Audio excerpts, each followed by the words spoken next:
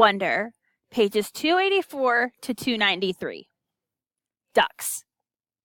The day before the last day of school, Mr. Tushman called me into his office to tell me that they had found the names of the 7th graders from the nature retreat. He read off a bunch of names that didn't mean anything, and then he said the last name, Edward Johnson. I nodded. You recognize that name? He said. They called him Eddie.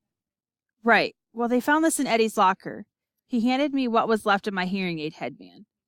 The right piece was completely gone, and the left one was mangled. The band that connected the two together, the lobot part, was bent down the middle.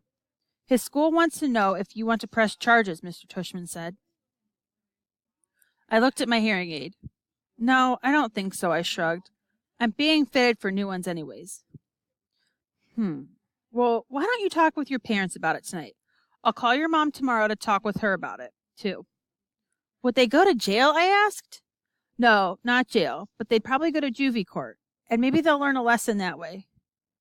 Trust me, that Eddie kid is not learning any lessons, I joked.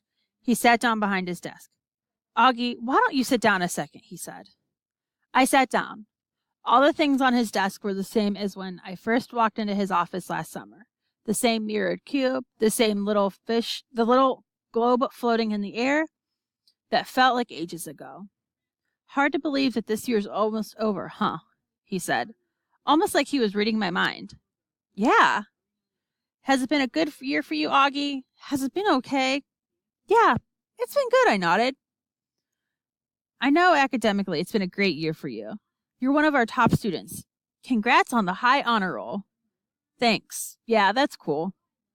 But I know that it's had its share of ups and downs, he said, raising his eyebrows. Certainly that night at the nature reserve was one of the low points. Yeah, I nodded.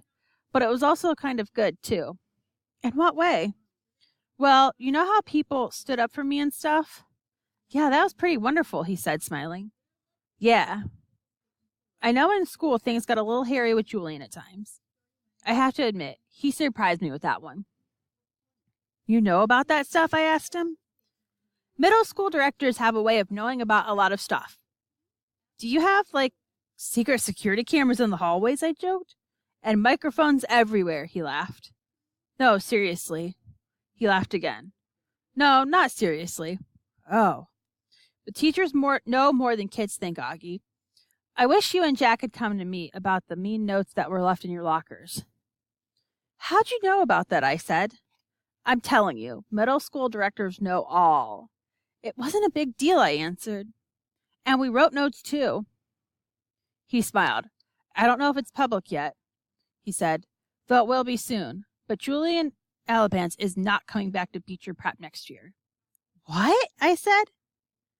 I honestly couldn't hide how surprised I was.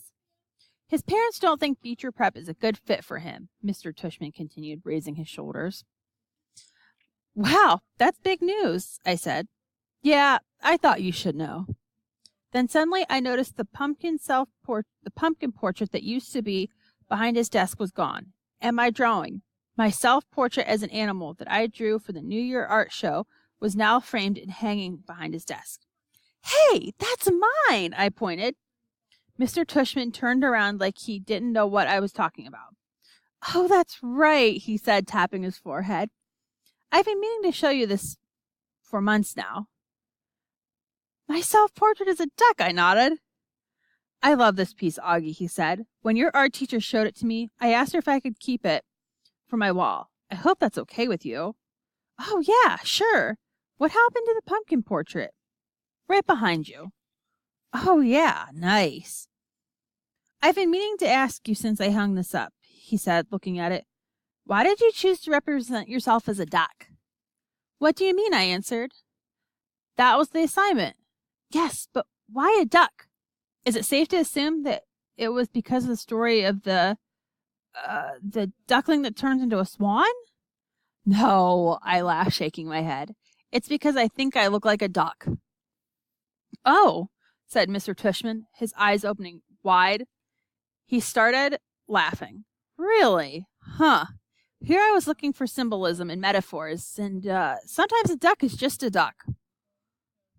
Yeah, I guess. Not quite getting why he thought that was so funny. He laughed at himself for a good 30 seconds. Anyway, Augie, thanks for chatting with me, he said, finally. I just want you to know it's been truly a pleasure having you at Beecher Prep, and I'm really looking forward to next year. He reached across the desk, and we shook hands. See you tomorrow at graduation. See you tomorrow, Mr. Tushman. The last precept. This was written on Mr. Brown's chalkboard when we walked into English class for the last time. Mr. Brown's June precept. Just follow the day and reach for the sun. The Polyfic Spree. Have a great summer vacation, Class 5B. It's been a great year, and you've been a wonderful group of students. If you remember, please send me a postcard this summer with your personal precept. It can be something you've made up for yourself or something you've read somewhere that means something to you. If so, don't forget an attribution, please. And I look really forward to getting them. Tom Brown, 563 Sebastian Place, Bronx, New York. 153. The drop-off. The graduation ceremony was held in the Beecher Prep Upper School Auditorium. It was only about a 15-minute walk from our house to the other campus building, but Dad drove me because I was all dressed up and had on shiny new black shoes that weren't broken in yet, and I didn't want my feet to hurt. Students were supposed to arrive at the auditorium an hour before the ceremony started, but we got there even earlier, so we sat in the car and waited. Dad turned on the CD player, and our favorite song came on. We both smiled and started bobbing our heads to the music. Dad sang along with the song. Andy would bicycle across the town in the rain to bring you candy. Hey, is my tie on straight? I said. He looked and straightened it a tiny bit as he kept on singing. And John would buy the gown for you to wear to the prom. Does my hair look okay? I said. He smiled and nodded. Perfect. You look great, Augie. Via put some gel on it this morning, I said, pulling down the sun visor and looking at it in the mirror. It doesn't look too puffy? No, it's very, very cool, Augie. I don't think you've ever had it this short before, have you? No, I got it cut yesterday. It makes me look more grown up, don't you? Definitely. He was smiling, looking at me and nodding. But I'm the luckiest guy on the Lower East Side because I got wheels and you want to go for a ride. Look at you, Augie, he said, smiling from ear to ear. Look at you, looking so grown up and spiffy. I can't believe you're graduating from the 5th grade. I know, it's pretty awesome, right? I nodded. It feels just like yesterday that you started. Remember, I still had that Star Wars braid hanging from the back of my head? Oh my gosh, that's right, he said, rubbing his palm over his forehead. You hated that braid, didn't you, Dad? Hate is too strong of a word, but I definitely didn't love it. You hated it. Come on, admit it, I teased. I didn't hate it, he smiled, shaking his head, but I will admit to hating the astronaut helmet you used to wear. Do you remember? The one Miranda gave me? Of course I remember. I used to wear that thing all the time. Good God, I hated that thing, he laughed, almost more to himself. I was so bummed when it got lost. Oh, it didn't get lost, he answered. I threw it out. Wait, what? I said. I honestly didn't think I'd heard him right. The day is beautiful and so you are. So are you, he was singing. Dad, I said, turning the volume down. What? He said. You threw it out? He finally looked at my face and saw how mad I was. I couldn't believe he was being so matter-of-fact about the whole thing. I mean, to me, this was a major revelation, and he was acting like it was no big deal. Augie, I couldn't stand seeing the thing cover your face anymore, he said clumsily. Of course I remember. Augie. Oh, Augie. I couldn't, don't be mad. I'm sorry. I just couldn't see that thing on your head anymore. You know, I didn't think it was good for you. He was trying to look me in the eye, but I wouldn't look at him. Come on, Augie, please try to understand, he continued, putting his hand under my chin and tilting my face toward him. You were wearing the helmet all the time, and the real truth is, I miss seeing your face, Augie. You know, I know you don't always love it, but you have to understand, I love it. I love this face of yours, Augie, completely and passionately, and it kind of broke my heart that you were always covering it up. He was squinting at me like he really wanted me to understand. Does Mom know? I said. He opened his eyes wide. No way. Are you kidding? She would have killed me.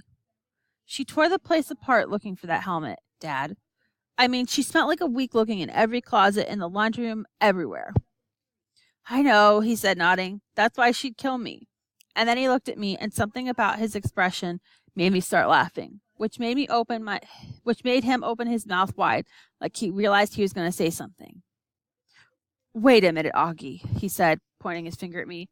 You have to promise you will never tell Mommy anything about this. I smiled and rubbed my palms together like I was about to get very greedy. Let's see, I said, stroking my chin. I'll be wanting that new Xbox when it comes out next month, and I'll definitely wanting my own car in about 6 years. A red Porsche would be nice. And he started laughing. I love it when I'm the one who makes Dad laugh, since he's usually the funny man that gets everybody else laughing. Oh boy, he said, shaking his head. You really have grown up. The part of the song we love to sing the most started to play, and I turned up the volume. We both started singing. I'm the ugliest guy on the Lower East Side, but I've got wheels and you want to go for a ride. Want to go for a ride. Want to go for a ride. We always sang that part last at the top of our lungs, trying to hold that last note as long as the guy who sang the song, which always made us crack up. While we were laughing, we noticed Jack had arrived and was walking over to our car. We started to get out. Hold on, Dad said. I just want to make sure you've forgiven me, okay? Yes, I forgive you. He looked at me gratefully. Thank you. But don't ever throw anything else of mine out again without telling me. I promise. I opened the door and got out just as Jack reached the car. Hey, Jack, I said. Hey, Augie. Hey, Mr. Pullman, said Jack. How you doing, Jack? Said Dad. See you later, Dad, I said, closing the door. Good luck, guys, Dad called out, rolling down the front window. See you guys on the other side of 5th grade. We waved as he turned the ignition and started to pull away. But then I ran over and he stopped the car. I put my head in the window so Jack wouldn't hear what I was saying. Can you guys not kiss me a lot after graduation? I asked quietly. It's kind of embarrassing. I'll try my best. Tell Mom too. I don't think she'll be able to resist, Augie, but I'll pass it along. Bye, dear old Dad. He smiled. Bye, my son. My son.